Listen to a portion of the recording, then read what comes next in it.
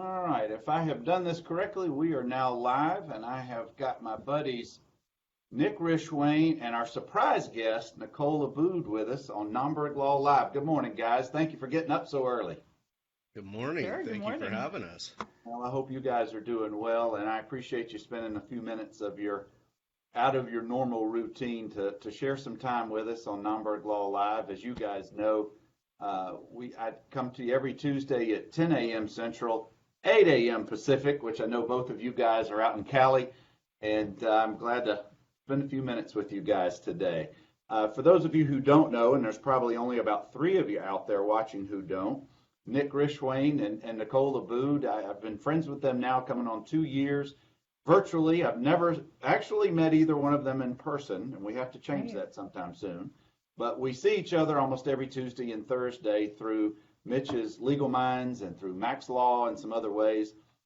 But guys, thank you again for coming on. And if you would, we'll start with Nick because I like Nick better than Nicole. We all know that. Right, makes sense. Nick, I mean, I do too, so it's okay. So it's unanimous. Nick, tell us a little bit about yourself personally and a little bit about what you do professionally. Sure. Thanks, Bernard. Thanks for having me on. I really appreciate it, even though you did dilute my presence by inviting Nicole on the show. That hurts a bit. And no, you mentioned it, Nick Rishwain, and I'm a vice president of client relations and business development for experts.com. The title can change from time to time because I kind of get to choose it. But I've been doing experts.com for about 9 years. I also have a personal hobby called Legal Tech Live that I've been doing for about 4 years, where we interview legal tech startups, or the current iteration of the show is interviewing legal tech startups about 12 months or younger in age with a minimally viable product. And I've been doing that now for a while. Been very enjoyable, really helped me to learn I was in legal tech through experts.com and wanted to learn what else was out there as I was reading that things were really starting to get pretty innovative. And experts.com I often refer to as legal tech 1.0, but there was some really exciting things happening in the world of automation and artificial intelligence and analytics and things like that. So I started that show and, been pretty active in the legal industry for all my professional life without actually having to practice law. Did the law school, but didn't practice. Very good. Thank you, Nick. Nicole, tell us a little bit about yourself. Newly married, Nicole. Yeah, so a month ago, I actually just got the marriage certificate in the mail last night, and my last name somewhat changed. I hyphenated, so I guess I should say I'm Nicole Abboud Cheyenne. That's weird. That's the first time I've said that online. So I'm a former practicing attorney. I practiced for 5 years and just did not like it. I was super unhappy, so I quit.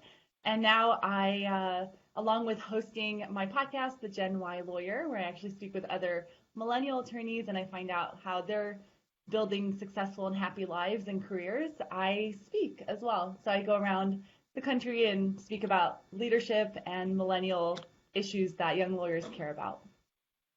Well, thank you. And as you guys can tell, Nick and Nicole are really on the forefront when it comes to technology, when it comes to communication in the legal industry. And that's, in addition to being 2 of my buddies, that's why I wanted to have a discussion today. We actually are going to get to our topic in a minute, but I wanted to welcome our favorite SoCal multitasking lawyer is watching as he's running on the beach. Mitch, good morning. Thanks for joining us. Hi, Mitch.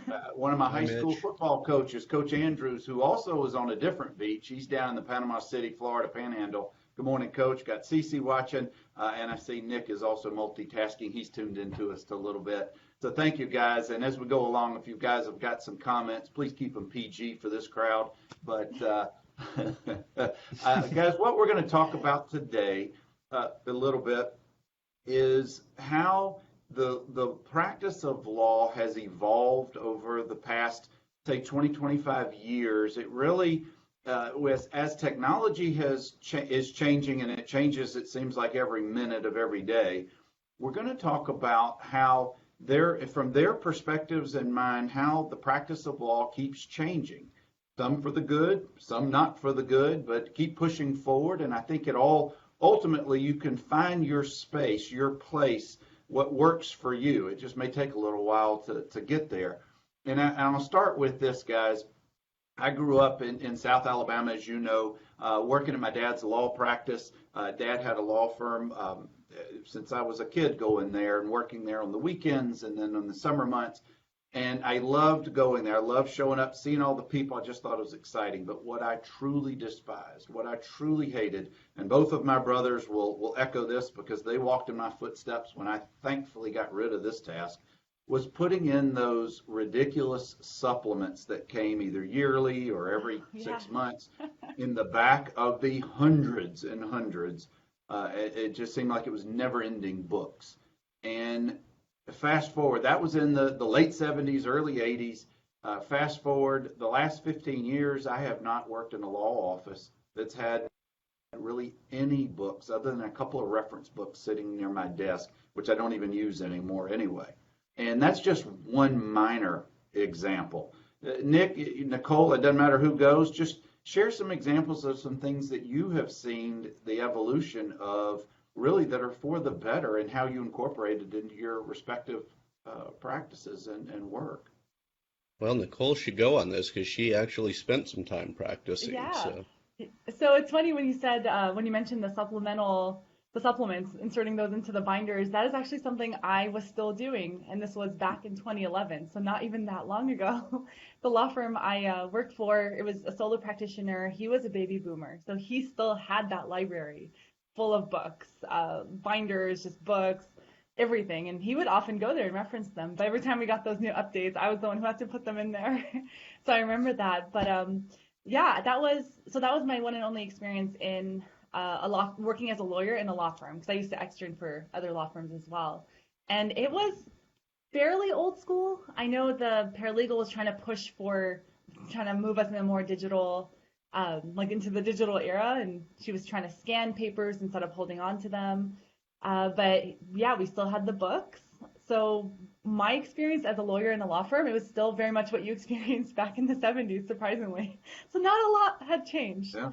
But then when I opened my own practice, this was in 2015. I went as digital as I could, just because it made more sense. It made more financial sense. I didn't want a big library of books. There was no need for that. It was all online.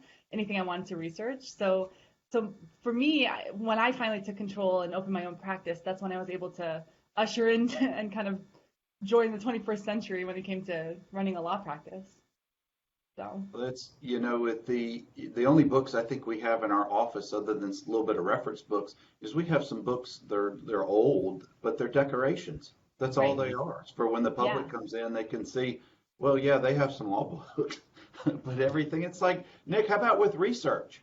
Yeah. I can remember back in the day still getting the DVDs or the CDs that, like through Westlaw and all of that, you had to order it and you had to upload it that way. And I haven't done that in 1,000 years. Talk about that aspect of research. Yeah, that's changed significantly. I mean, I was law clerking and through probably 2005, 2006, and we had the law library, we had the supplements, but it was only for appearance at that point. Everything, when I was in law school, I had access to Westlaw. Everything I was doing was through Westlaw. I never went to the code books in our law library. It was just kind of a holdover from time past. So even by that point, and that was a general practitioner, which is also less likely to be seen these days, a general practice law firm, pretty uncommon.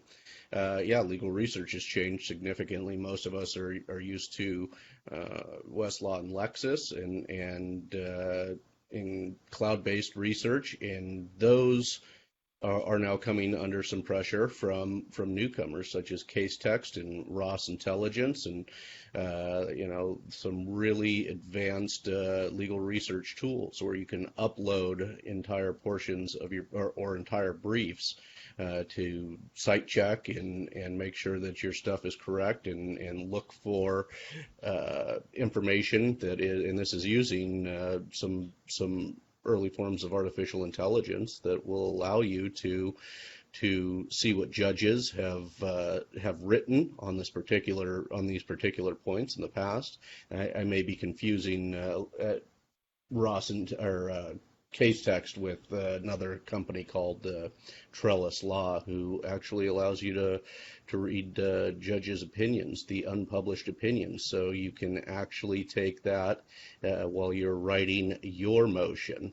And you can see how their published opinions are beneficial to you writing a motion that then gets, when you're in front of them, you've now got their thought process with these unpublished opinions. So research has changed into significantly.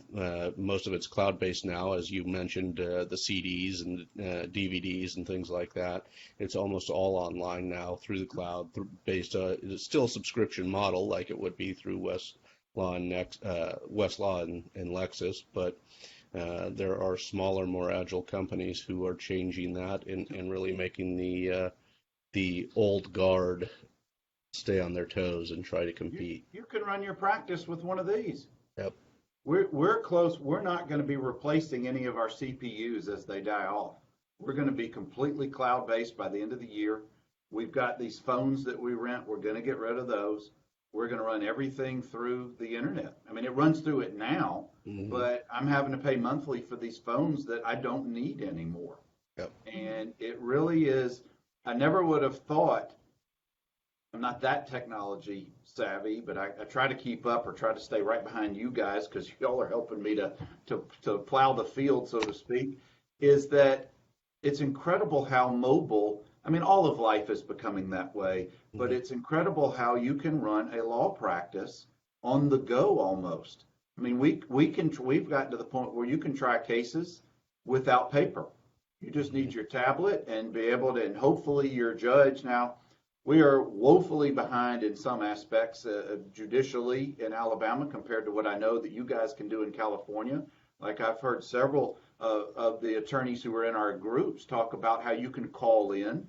You can, when you have a motion docket, or be prepared. I've heard Mitch talk about being prepared for trial, waiting on that phone call, so you're not down there waiting physically at the courthouse. We're not quite there yet in Alabama, but we can file all of our lawsuits electronically. In fact, most counties, I don't believe in Alabama, will allow you to file paper anymore. So it really is, to me, just in a short period. I mean, think back to even 2000. Let's just go back to 2000. The things you couldn't do then, that holy smokes, you can do now. I mean, there's just so many other ways that we could take this. But Nicole, let me ask you this. I know you travel all over the country and you speak. I've heard you speak many times. We've got an awesome podcast that you do, and you're multifaceted when it comes to media. So here's my question for you. You're up on the stage. You're talking about your latest topic. You've got a crowd of young attorneys and or law students. Let's say that everybody's under the age of like 30. Okay. What kind of feedback are you hearing, if anything? What kind of comments are you hearing from that age group of up-and-coming lawyers, young lawyers, lawyers to be, about where we're going from a technology standpoint? Yeah. So I get a lot of feedback, not just from people who are listening in the audience, but on my show. And I hear this, it's crazy how it's the same sentiment echoed by all the young lawyers out there. And it's that they either still work at a law firm or they used to and they just left, but they work at law firms that are resisting these changes that are coming to the profession or that are already here. So they're law firms that aren't really integrating new technologies, that aren't changing the culture to keep up with the changing times. And the most common complaint is that these young lawyers are still required to be at their desks 24/7, basically, to be in the office all the time, even though, just like what you just said, you can really work from anywhere. And these young lawyers want that freedom. They want that flexibility with where they're working, and they know they can have it using technology. It's just their employers are, for some reason, resisting that, or they think the face time in the office is required. So the most common complaint is really that their employers are not really embracing these technologies and not letting them work a little bit more efficiently when it's available, it's out there. So that's kind of the big complaint. And same with the people I speak with on my show. The reason they leave law firms and start their own or leave the profession altogether is because they were just running into so much resistance and they weren't able to just do the job, do their job the way they wanted to. You know, it really sounds, and this is for both of you guys, it really sounds like we've both heard the term gig economy. And it's those types of jobs where people work for Lyft or a delivery Right. service, and it sounds like albeit very slowly because of the old guard and the way things have always been, but it seems like there are more and more people in the legal profession, whether they're lawyers or paralegals or whatever, that maybe that's what they're looking for is more freedom to be able to control their profession and what they do on a day-to-day basis. And Nick, let me ask you this: when you're dealing with people, whether it's with experts.com or through the other things that you do with Legal Tech Live, et cetera, what are you hearing from those people? I don't know if you're dealing with just lawyers or paralegals or who you're dealing with, but from a communication standpoint, people want access to experts. What are you hearing by way of communications about how they want to be communicated with and how they want to access people in your database? Yeah, so it's a great question as far as there's been some significant changes, not just in experts.com, but in some of my extracurricular gigs, as you talked about, gig work. I do the same. So with experts, what we've noticed is more and more, when we used to have, we've had in the past and still do to some extent, internal salespeople to make those calls to experts to get them to join. More and more, we're relying on email automation to communicate with potential customers, potential experts, and they want to join on their own. The big change has been in attorney user behavior. Almost 10 years ago when I started here, or I guess just over 9 years ago when I started here, the attorneys would call us regularly searching for and ask us for assistance in finding an expert. Even though our database is available 24/7, they can look online, they can contact the expert directly, and we've noticed significant, and I think the Great Recession, had a big impact on this for a couple of reasons. But user behavior, attorneys and paralegals, has now, I don't want to call somebody to get it done. I want to search and see who I can find on my own and communicate with them, preferably electronically, start by email. So that is a massive user behavior change. We also noticed massive change in who our visitors are. So because financially things have gotten so competitive, and the big law firms who, we're all big law, which we're all used to hearing all the amazing stories, all the big paychecks, all the crazy hours. They are, we're tracking a good 40 or 50 of the AmLaw 200 visiting our site regularly to get expert witnesses and contacting those experts, because going through us, as opposed to some of the older forms of locating an expert witness, means that they don't have to pay us a fee and a markup on every billable hour for the experts. So the information's available. Their costs are a concern even at a big law firm. So if you're talking about an expert witness who's going to spend 100 or 200 hours on a case at $500 or $700 an hour, you don't want to be paying a third party for locating that expert for you and paying them hourly. So that has been a big user behavior change.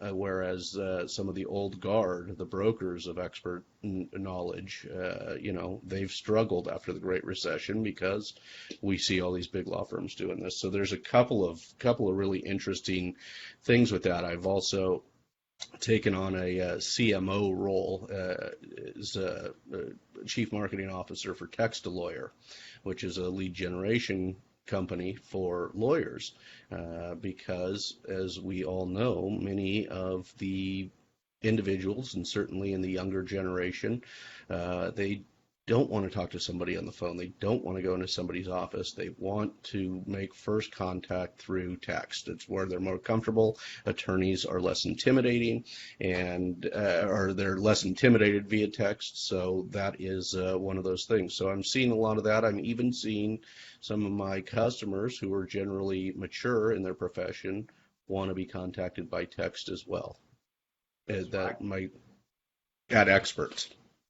Yeah, we've been using a third-party app for almost a year now to be able to text with clients. They love that connection. I guess think in their mind it gives them instant access to be able to communicate. And we like to pride ourselves on our firm that we are good about communication, but sometimes a little too much access also creates some issues. But I just thought of a funny story to share with you guys. There was an older attorney when I was just coming out of law school, did not understand really how email worked. Email had been around for several years, but he didn't trust it. And I promise you this was the case. For every email that he had his paralegal send, and he would stand, the old guard, he would stand and he would dictate it live, she would type it up. She would then have to fax the individual emails just to make sure. Oh, wow. Now that's old school. That's real That's old. old school. Yeah. Big changes from when I was law clerking. I used to do law clerk work for my dad and a general practitioner. Now these are guys who probably like your father or similar in age to your dad. They never advertised. Because when they came up, it was not a thing. You couldn't, for one, when they came up, and then it became those who did. It was sort of a prestige thing. Those who didn't were really against it because they didn't have to, and it was prestige based that we don't do that. Well, that's not even. Dad was still old school, and he just kind of shakes his head sometimes. Mm-hmm. What he sees and what we talk about with him, with David and I talk with him about what we see out there. We still don't do. There's no television. There's no billboards. That's not our market. That's not who we are. We're a small firm, Mm-hmm. but internet based is where we try to hit it and try to make our mark. Right. Guys, for those of you just joining us, I want to welcome you. We've got several people watching right now, and we'd love to hear your comments and questions. I've got Nick Rishwain and Nicole Abboud, both from California, buddies of mine. They are really industry leaders when it comes to technology and the legal profession, each in their respective fields. And we're just having a conversation about how those things have evolved within the law practice. Now, they're supposedly, each of these things are to make our practices, whatever we do each day, a little easier. But that's not always the case. It's just, there are growing pains. And I'm going to put you both on the spot. I want you, without naming who the companies are or the particulars, give me a horror story or two that you can think about. Something that you tried, something that just didn't work. And if you can't think of anything, that's okay too. But I can give you a handful of things that just, you try something for a few weeks, a few months, even a year or two, and you're just, well, why did we change? Why? Let's go back to the way we were doing it. It's not broken. Let's don't fix it. Mm-hmm. Right. But that's just all part of the process, I think. Can you guys think of any examples of things you've tried that just didn't get it done for you? Go ahead, Nicole. It sounds like Nick. No, it sounds like Nick Oh. has some stories. I've never, maybe because I didn't. It sounds like you experiment a lot, Bernard, which is good. I stuck with things, I guess resources, software that were tried and true. So I don't think I had an experience I wasn't anticipating.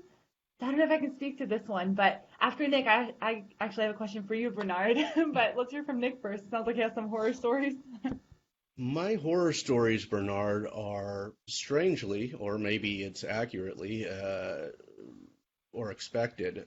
Our horror stories, specifically with experts.com, come from marketing agencies.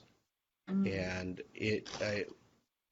how I ended up being our kind of go-to marketing guy, certainly for the digital marketing, and we don't do billboards or any of that either, but it has been We found that marketing agencies don't understand what we do.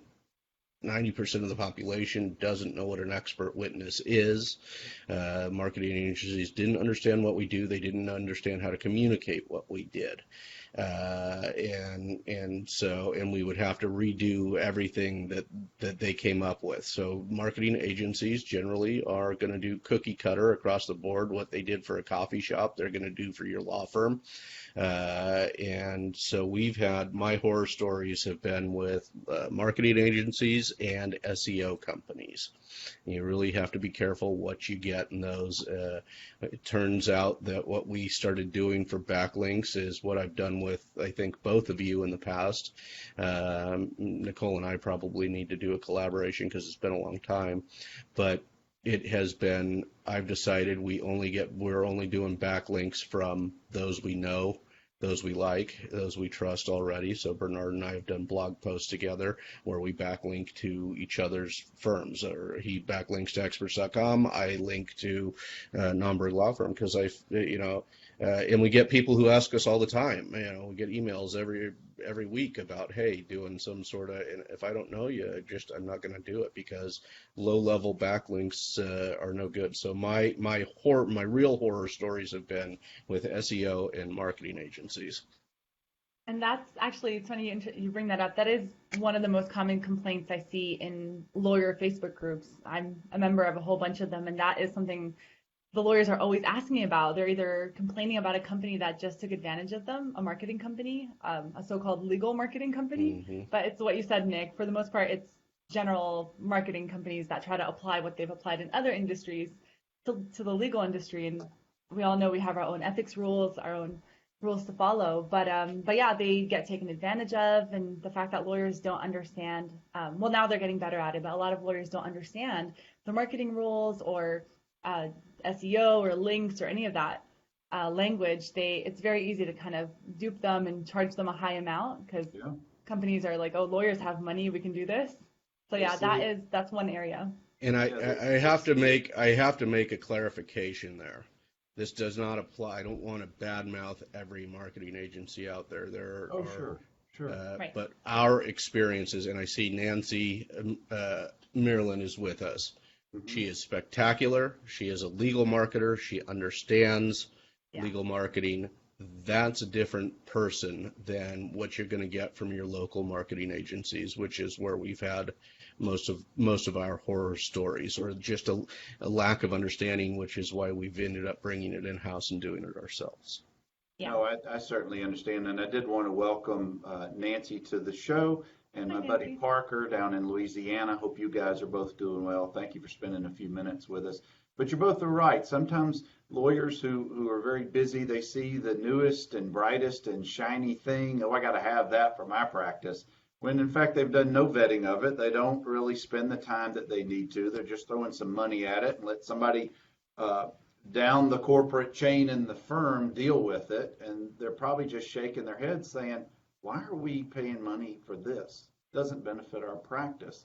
But every firm, I think, really has got to have that person, whether it's an administrator or just somebody who's tech savvy or tied into marketing. And that can be tough because there's so much out there these days. But I want to pivot for just a minute or two. We're getting close to the end of our discussion. I could talk with you guys online or offline for hours, but you guys, I'm sure, have other things to do.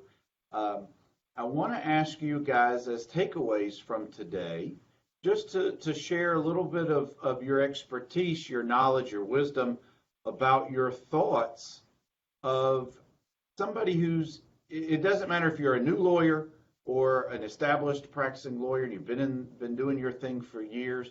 What are some things, where should you start? Where are some places to gain some knowledge, just so you can dip in a little bit, get some knowledge, and then just, because there's so much to bite, it's too much to bite at one time. But you got to start somewhere, because if you're not online, if you're not having some type of digital presence, where are you going to get your cases? Where are you going to get how are you going to do your marketing? Word of mouth is great locally, and your reputation is fantastic. That's two awesome places to get your cases. But the world's evolving from that. The practice of law is certainly changing from that. So I want you guys to share. We'll start with Nicole. Sorry, Nick. We'll start with Nicole. Throw us a few tidbits, some things, some nuggets, if you will. Where to go? Sure. So I always like recommending using one type of technology, which is social media, to listen in and just see what conversations are happening around anything you're trying to research, or any kind of community, any demographic, a practice area.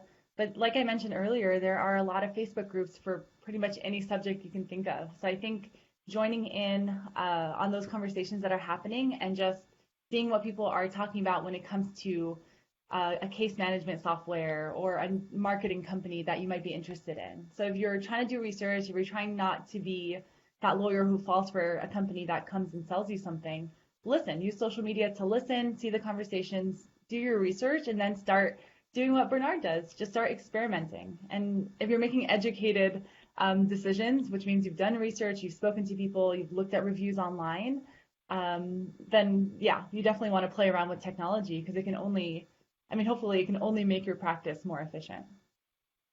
Thank you.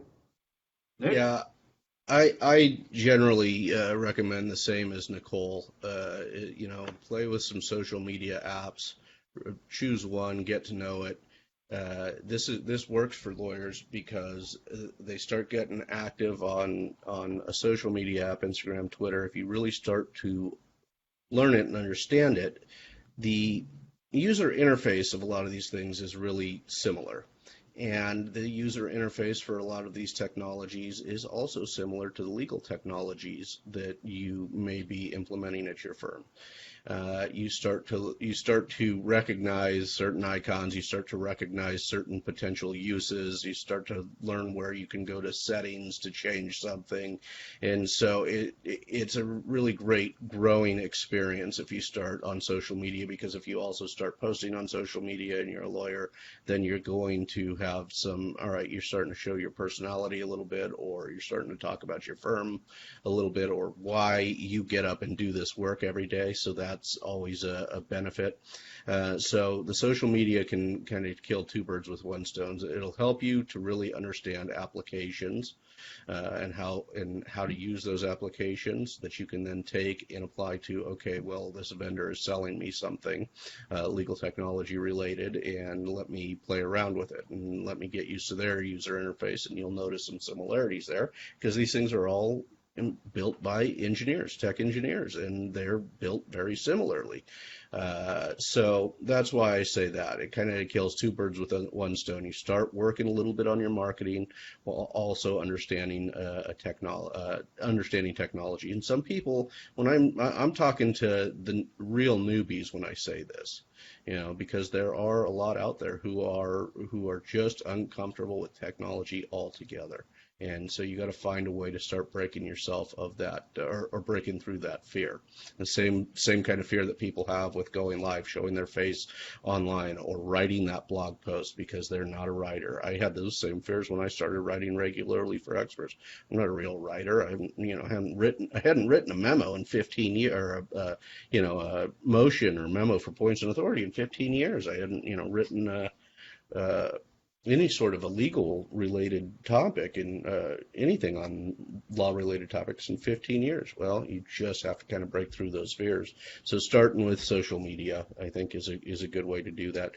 And they don't call it social networking anymore, but they're really great tools for networking. Excellent advice from both of you guys, but I wouldn't have expected anything less. Well, that's what you'll say. That's what you'll say while we're live. It's on camera, right? Yeah, and it's being recorded. Now, my tidbit would be, for those of you who are just getting into it, you need to start following people like Nicole and Nick and Nancy and Parker and Mitch. All of these people have such impact social media wise. Just follow them. Be patient, but be consistent as well, because nothing happens overnight. You don't, even the very largest of influencers, I hate that term, but people who have the biggest followings It's not as if they just started and boom, they have 50,000 followers. It takes a while. But you may now talk, Nicole. May I speak? No, Yes. it's good. I'm not sure we're wrapping up. I just wanted to throw an idea out there. Yeah. I just want people to try to remember that technology is really a means to an end, right? Like we're all trying to use technology for different reasons, and for lawyers, it's to provide the best service to their clients and help them solve their problems. So I think just focusing, like technology is the step in between what we're trying to get to. So always keeping that in mind. And the reason I bring that up is because I've spoken to a lot of lawyers who seem to be using technology to put distance between themselves and the clients. They're automating so much that they lose touch with the client altogether.